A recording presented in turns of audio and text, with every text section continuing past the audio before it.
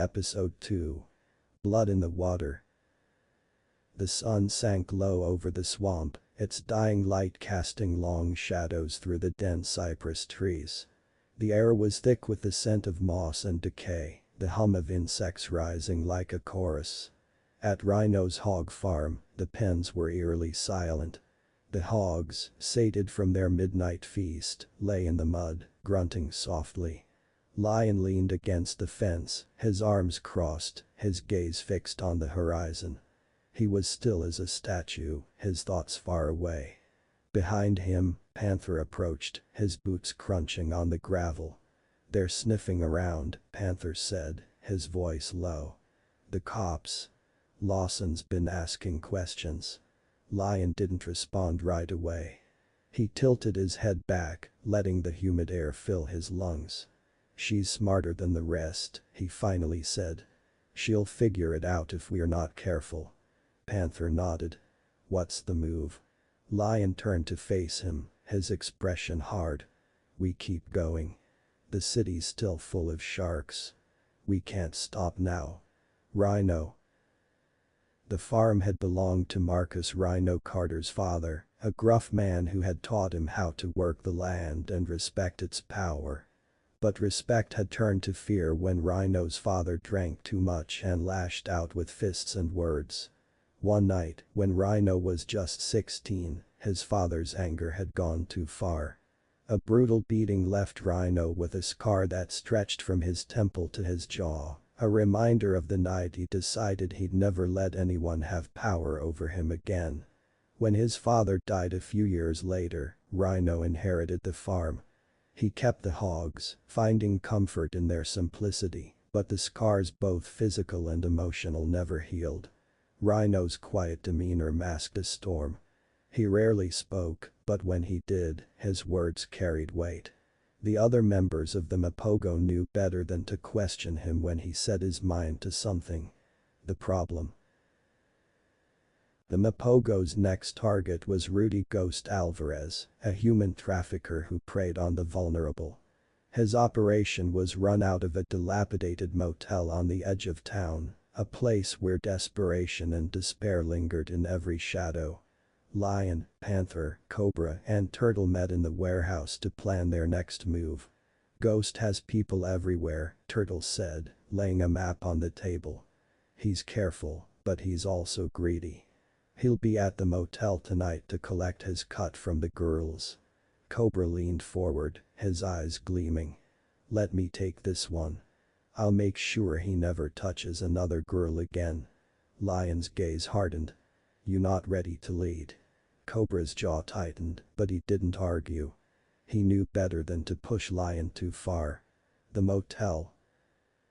The night was moonless, the darkness broken only by the flickering neon sign of the motel. The Mapogo moved as one, their footsteps silent on the cracked asphalt. Inside, Ghost was lounging in a back room, his feet propped up on a desk, a cigarette dangling from his lips. The room reeked of weed and cheap liquor. The first sign of trouble was the power cutting out. The motel was plunged into darkness, and Ghost sat up, his hand reaching for the gun on his desk. Before he could grab it, the door burst open, and Panther stepped inside. "What the fuck?" Ghost's words were cut off as Panther punched him, the force of the blow sending him crashing to the floor. Lion entered behind him, his presence filling the room. "Rudy Alvarez," he said, his voice cold. "You made a living off the backs of the innocent. That's done, tonight." Ghost scrambled to his feet, blood dripping from his nose. "I ain't scared of you," he spat. Lion tilted his head, a faint smirk playing at his lips. "You should be." The rest of the Mapogo appeared, their faces shadowed, their silence more intimidating than any words. Ghost realized too late that there was no escape. The hog farm. Ghost's screams echoed through the barn as he begged for mercy, but the Mapogo remained unmoved. Rhino stood by the hog pen, his arms crossed, his expression unreadable. Lion stepped forward, his gaze icy. "You preyed on the weak, Ghost. Now it's your turn to see what it's like to be powerless. As the hogs began to stir, Ghost's pleas turned to sobs. Lion turned away, his face hard. This was justice, but it wasn't easy. Detective Lawson. Detective Sarah Lawson sat at her desk, a cup of coffee growing cold in her hands. The files in front of her painted a grim picture. Missing persons, unsolved murders, and a trail of destruction that all pointed to the Mapogo.her partner, Detective Marcus Reed, leaned against the doorframe. "You're obsessed," he said. Lawson looked up, her eyes tired but determined. "They're not heroes, Marcus. They're killers. And I'm going to prove it." Reed shrugged. "They're cleaning up the streets. Maybe we should let them." Lawson shook her head. "Vigilante justice isn't justice. It's chaos. And chaos always comes back to bite you." Epilogue. The Mapogo watched from the shadows as the motel was raided by the police the next morning. The girls Ghost had exploited were rescued, but there was no sign of him. Lion turned to the group, his expression grim. "We're making a difference," he said. "But the cops are getting closer.